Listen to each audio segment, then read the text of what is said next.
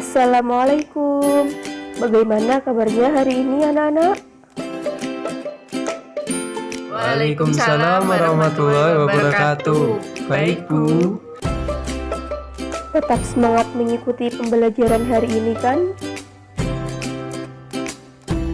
Semangat, Bu. Alhamdulillah. Sekarang kita akan membahas tema 1 tentang Sumpah Pemuda. Nah, anak-anak, ternyata pemuda-pemuda Indonesia itu hebat-hebat loh.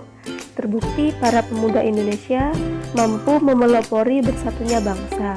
Dahulu, sebelum tahun 1900-an, bangsa Indonesia selalu ditindas oleh Belanda. Setiap perjuangan selalu gagal. Bu, mengapa perjuangan waktu itu selalu gagal? Kegagalan tersebut disebabkan karena rakyat Indonesia belum bersatu. Segigih apapun, jika rakyat tidak bersatu, maka rakyat tidak akan bisa mengusir penjajah. Lalu, apa reaksi rakyat Indonesia melihat kenyataan seperti itu, Bu? Hal tersebut disadari oleh para pemuda, salah satunya anak bangsa yang bernama Sutomo. Sutomo ini mempunyai gagasan untuk mendirikan sebuah perkumpulan yang bisa menyatukan pemuda-pemuda Indonesia. Akhirnya, pada tanggal 20 Mei 1908, didirikanlah Budi Utomo. Budi Utomo adalah sebuah perkumpulan yang anggotanya tidak hanya dari satu daerah, melainkan dari beberapa daerah. Sejak saat itu, para pemuda mulai sadar bahwa persatuan bangsa sangatlah penting. Untuk itu, pada tanggal 30 April sampai 2 Mei 1926 diselenggarakanlah Kongres Pemuda 1 di Jakarta, dan pada tanggal 27 sampai 28 Oktober 1928 diselenggarakan Kongres Pemuda 2 di Gedung Indonesia Club Gebau atau IC di Jalan Keramat Raya nomor 106 Jakarta. Lalu apa yang menjadi keputusan hasil Kongres Pemuda 1 dan 2, Bu? Wah, pertanyaan yang bagus sekali, Ida. Ibu jawab ya. Keputusannya yaitu ada 3. 1. Kami putra dan putri Indonesia mengaku bertumpah darah yang satu, tanah Indonesia. 2. Kami putra dan putri Indonesia mengaku berbangsa yang satu, bangsa Indonesia. 3. Kami putra dan putri Indonesia menjunjung bahasa persatuan, bahasa Indonesia. Nah, bisa kalian lihat gambar di samping ini ya.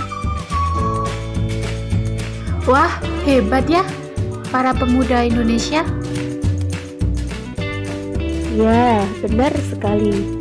Beberapa putusan di samping menandakan bahwa pemuda saat itu benar-benar sudah menyadari arti penting persatuan. Nah, dengan adanya 3 ikrar tersebut, akhirnya bisa menyatukan seluruh rakyat Indonesia. Dengan adanya semangat satu nusa, satu bangsa, dan satu bahasa, kita tidak boleh lagi terpecah belah.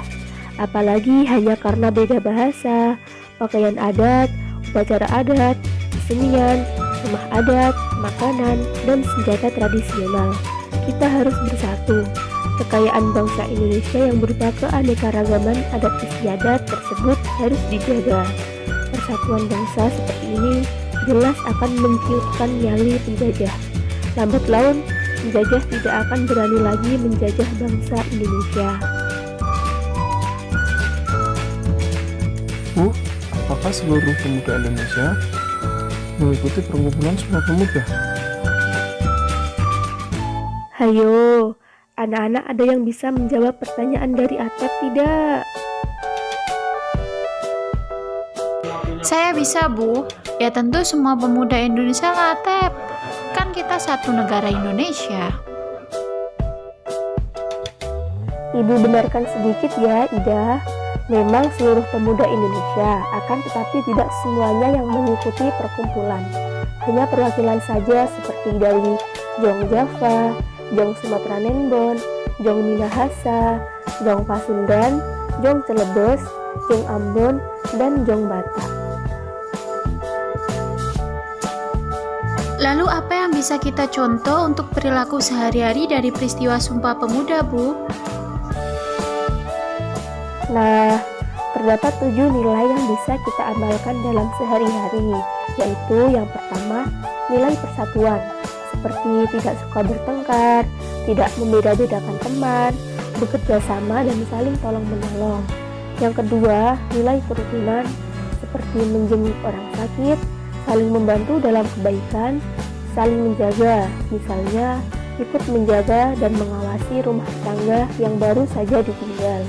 Yang ketiga, nilai kegotong royongan, seperti kerja bakti, bersih-bersih kampung, membantu orang tua membersihkan rumah.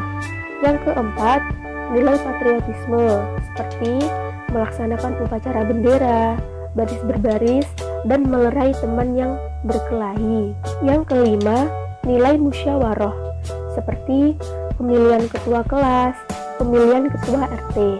Yang keenam, nilai cinta tanah air, seperti cinta terhadap produk dalam negeri, suka tarian-tarian daerah, dan suka makanan tradisional.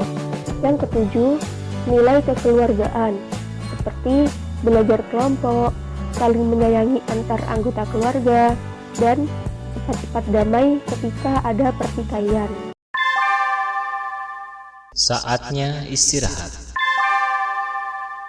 It's time to have break. Alhamdulillah, pembelajaran hari ini cukup sampai sini ya anak-anak. Semoga apa yang telah kita pelajari menjadi ilmu yang manfaat dan barokah. Amin. Baik, Ibu akhiri. Assalamualaikum warahmatullahi wabarakatuh. Waalaikumsalam warahmatullahi wabarakatuh.